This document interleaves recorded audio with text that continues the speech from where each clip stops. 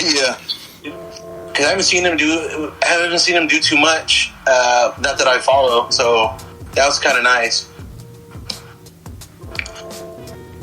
The movie is really good, dude. Like, the thing for me was because there's so much dialogue, it was a little slow. But I think I needed to appreciate the dialogue more and what was happening within the story. Because this probably could be like a book or something, dude. Like, and maybe it was, but if this is a really awesome storyline, dude. Like, something totally off radar are attacking people. Like, it's fucking awesome, dude. Like. Yeah. And it has nothing to do with aliens or something like weird like that. In the beginning, I thought this movie was going to be like, wait, because this is my first time watching this one. So nice. I thought it was going to be something bigger. Like, at the beginning with Sid Haig and David Arquette, I thought, like, something bigger was coming along. And it's still they were still a big threat, dude. It reminded me of some, like, Hills Have Eyes shit, dude. They were a huge threat using just bones and fucking rocks and arrows. Like, they're a huge threat to people that were civilized, you know what I mean? So that was kind of interesting. Yeah, how about the opening scene where you start off with David Arquette just cutting someone's throat? Yeah. It's like the opening scene. It's like, whoa, okay, that's how it started. You see a guy like gargling. He's like, and Arquette's just standing over him trying to cut his throat. And he gets all bothered because he's like, "Yo, this isn't working." Or yeah, there was an abnormal amount of blood. There's 13 layers of veins or something like that. And I learned that from a doctor.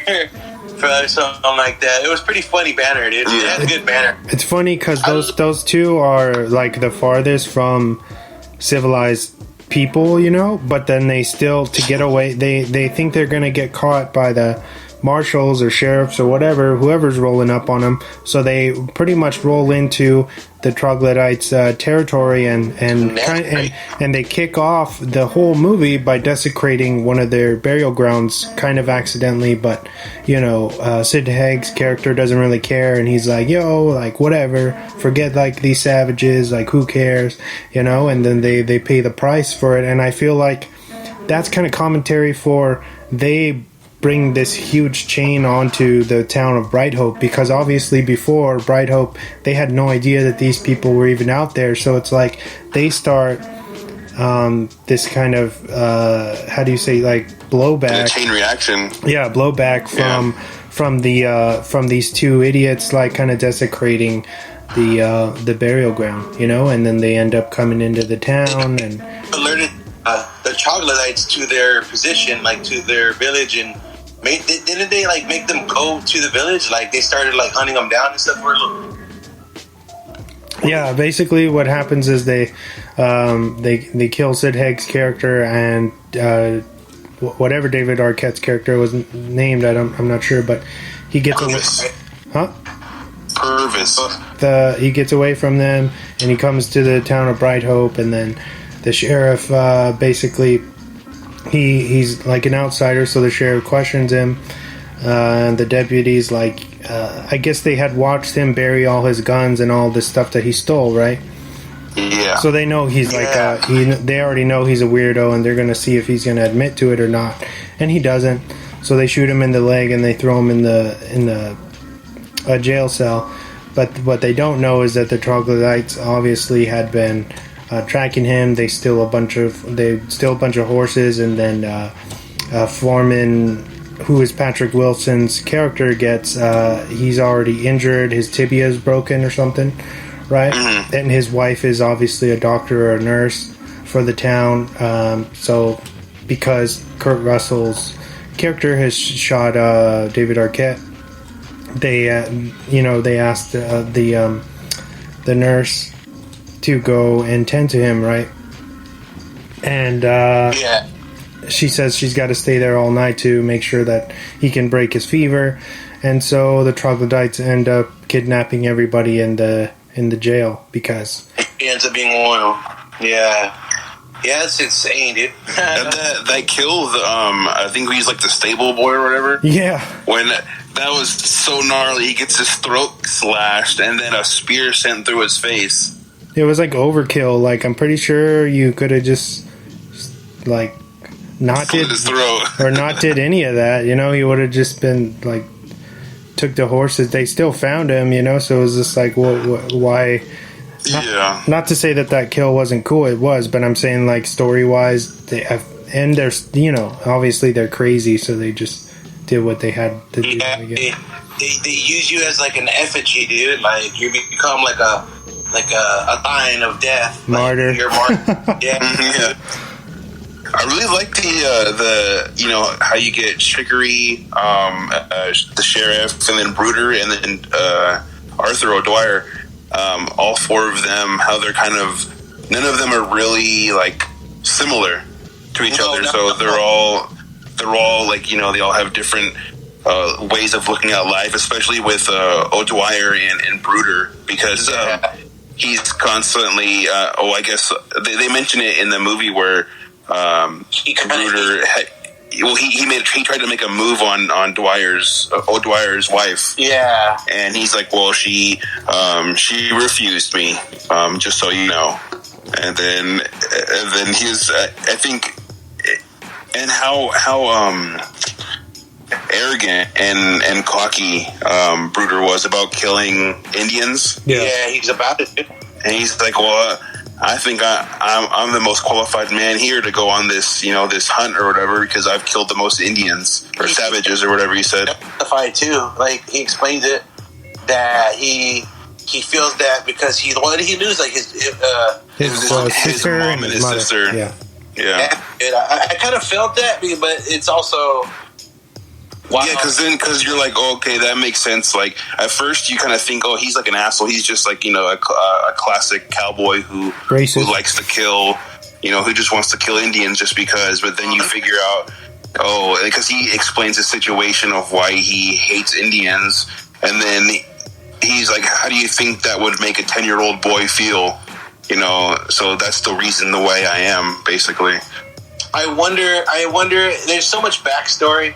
I wonder if Bruder encountered the Troglodytes or Indians. Like, I wonder, like, what really happened. You know what I mean? There's so much. I don't think he ever met those people before, but I know because he said he's killed 116 Indians. Yeah, but nothing like this. Yeah. Yeah, that's crazy, man. And then go ahead. Tombstone all over again. It's like, Kurt Russell excels in these movies, dude. You gotta give it to him, dude. Dude, just his beard. His beard alone. He's the only guy with that beard in Hollywood right now. Like, and he's the only one who can make it work. Dude, yeah.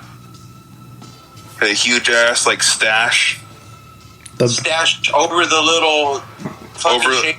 Yep. Yeah, dude. It's kind of good to see him in a Western again. Yeah. This late in time. In 2015. He fits it. Still. Well, I mean, was it Hateful Eight was after this, right? 2016, I think. Yeah, that's right. Oh, it was, yeah. True. Forget that he's in that. I forgot how closer in time that movie was. The Hangman. Yeah. Dude, he's just the hangman. He's the hangman everywhere, dude.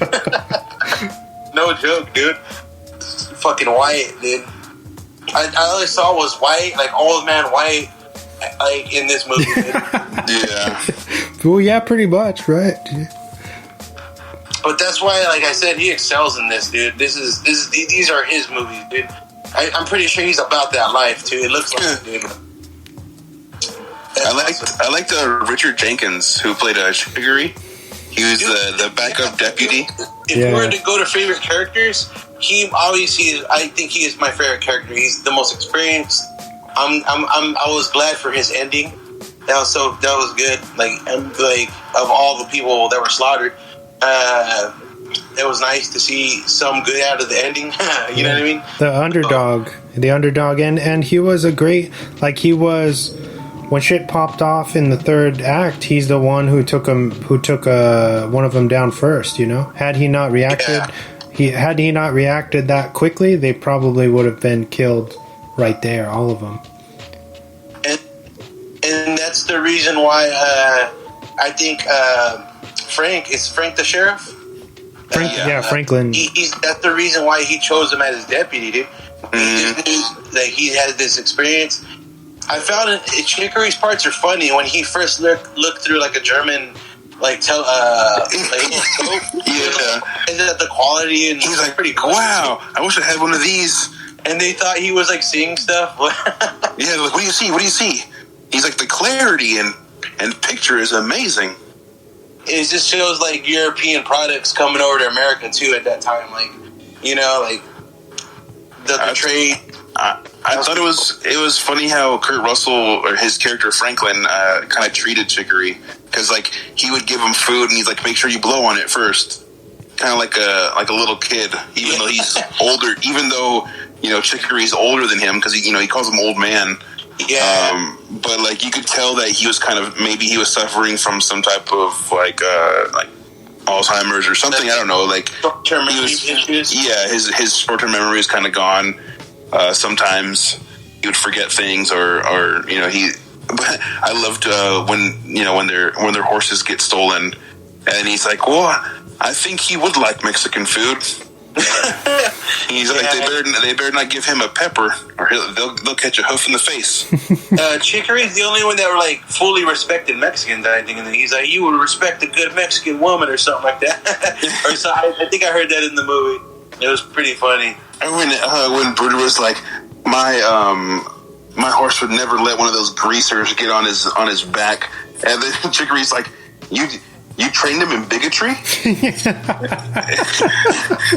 Oh, he's like, he is loyal through and through. And I was like, oh my god, that was hilarious. Exposing himself. Yeah, but I think Bruder had a really good honorable death, like at the end. Yeah. Do we get to see his death, or you just know that he was like? Well, you see that one of the Troglodytes run up to him and they kind of toss the axe, and then it cuts to another scene, and then later on when Franklin and Chicory are getting dragged away, Chicory looks over and he sees Bruder laying there with the axe in his head. Oh shit! Because he was supposed to blow up dynamite, right? Yeah, he's like, I'm gonna take as many as you savages with me. Yeah, as a first-time watcher, dude, you gotta watch this again, like for sure. It's definitely a good watch. It has rewatch value, especially with the Troglodytes.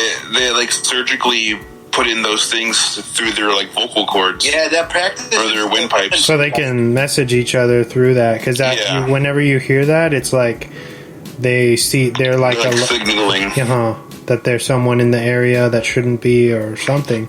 Every time that happens, but it's a crazy sound. Like what a great sound design. Because there's it makes them seem like they're not human. Mm-hmm. And I think that's where that's where you get more of that terrifying feel for them. Yeah, what makes them scary is that they were all pretty big too. They're just tribal inbreds, dude. That fucking. They use the land, dude. They don't rely on much besides of what they got, and they're obviously cannibals too. They're fucking this insane group, dude. Like, and this movie reminds me of like Tombstone combined with fucking like Hills Have Eyes, dude. Like, yeah, a good mixture. That's a good combo. That's when I watched it. I was like, holy shit, dude! I didn't expect, because when Westlake is like, oh, it's a Western horror, dude, and I was like, what? I feel like I've never really watched the Western horror, so yeah, there's not too many out there. But what do you think about this one, Wes? Like when you first watch it to now, like how do you feel about it? It's definitely a fun movie, well written. I love how the attention to detail, like when you are on the ranch and everything, and just like the interiors of like the jail and the houses and everything, and it all really adds to the grander scheme of things and makes you really believe that they're in the West, even when they're out in the field, and even at, like, the cave and everything, like, just really good decisions on set pieces, especially with, of course, I'm sure it was a lot of pressure to to secure these kind of areas and Yeah. and do